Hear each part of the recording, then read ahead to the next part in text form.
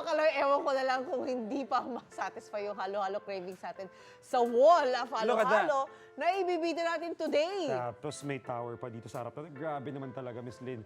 Nakikita mo pa lang ang lakas na maka-refresh ng feeling, no? At nakaka-depress kung hindi mo siya kaya kainin. That's sad for us. Kailangan namin skip to. Napaka-perfect talaga ng halo-halo sa ating mga Pinoy, lalo na't kapag mainit ang panahon. Actually, talagang isang baso mo lang nito, refresh ka na at saka satisfied ka pa. Kahit malamig ang panahon, kinakain ko yan, no? Uy, Jenzel, ilang halo-halo ba ang kaya mo ubusin? Ay, challenge. Good morning. Jenzel, nako. Oy, walang diet-diet, Jenzel. Wala na. Okay, go.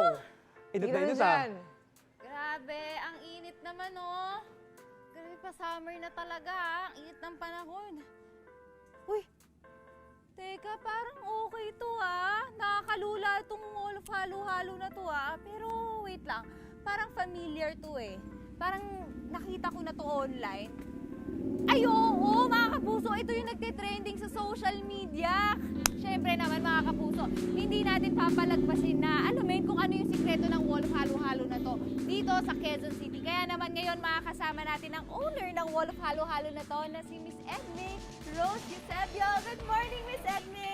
Hello po, good morning. Ayan, Miss Edme, syempre lahat kami gustong malaman eh. Ano po ba yung ano ba yan? Nalilito na ako. Gusto ko nang maghalo-halo. Ano po ba yung kakaibahan ng inyong halo-halo sa ibang halo-halo? Ang Joshua halo-halo po ay with a twist. Okay Ang po. ginagamit po natin na yellow dito is blended flavored ice na po siya. Okay, so Ginagamitan po natin ito ng kutsara at straw para po sa smoothie ice po niya. okay, ready na yung kutsara at straw ko. Yes. So, eto po, ano po ba yung mga ingredients na to para ma-assemble na natin? Pwede po ba natin? Yes po. Okay. Magkano po pala ang isang... 139 pesos buy one take one. Large na po yun. Okay, so Yes eto, po. buy one, take 139, one, yes po. 139. Po. Okay na okay, ah. Sa presyong pangmasa po, makakatikim po kayo ng the best na halo-halo. Wow! Parang excited na ako. Yes, Simulan na nga simulan po natin na. yan. Ano po ba ang Una po nating nilalagay ay tapioca pearl. tapioca pearl? Yes po. Okay. So, ito po, lahat ng ito ay flavors niya. Yes po, yes Mhm. po.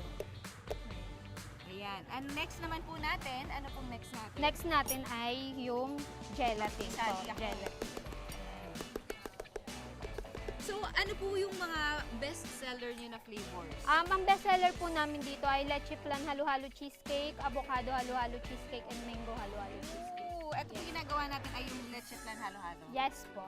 Next po is yung gulaman po. Gulaman? O, Apo. sige po. Gulaman. Ano pong next natin after gulaman? Saba po. Okay, Sweet go. saba. Sweet saba. Yes. So, ito po ay magkakasunod na po, no? Yes po, magkakasunod na po siya. Sige, lagay-lagay lang po tayo dyan. 139 pesos. Ma'am, tanong ko lang po ano po yung gano'ng karaming mga baso ang nabebenta natin? Ngayong summer po, nakaka 1,000 cups po tayo everyday 1,000 ng halo-halo. Yes po. Okay.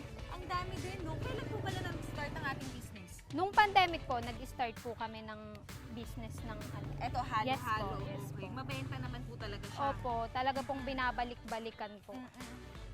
Ayan, ako, medyo parang natatakam na ako, Yes May po. buko din pala. Yes. Okay.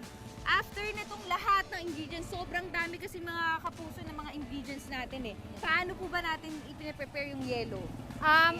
Ito po, nakasali na po dito yung cheesecake flavor natin. Okay. Bali, ayan po, tinunaw ko lang po. Ilagay po natin dito yung yellow. Yes po. Okay. So, bine-blender natin yung yellow. Yes. Ito mga kapuso, yung sa sobrang dami ng ingredients, ito yung magiging itsura niya. Ang taas din, no? Ang dami ng ingredients. Tapos, pwede na nating ilagay ang ating yellow. Actually, yung yellow na inabutan ko nung bata ako, mga kapuso, feeling ko meron din sa atin mga nagtitinda ng halo-halo eh.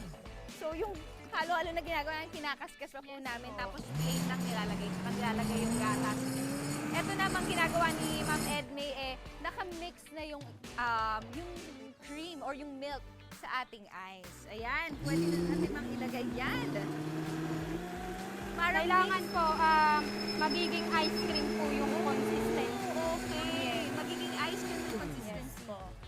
Okay, ayan, Okay. pwede na nating ilagay, Ma'am Edme. Ako, exciting.